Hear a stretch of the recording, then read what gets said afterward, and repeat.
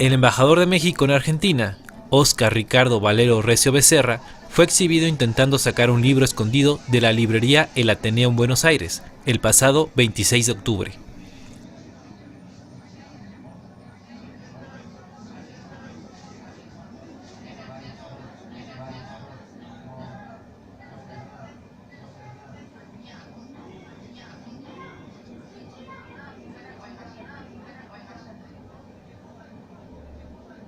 El funcionario es interceptado por seguridad de la librería al cruzar los arcos de seguridad de la salida, con otras compras que hizo y el libro en cuestión, que según medios argentinos era una biografía de Giacomo Casanova, cuyo valor en línea no supera los 200 pesos mexicanos.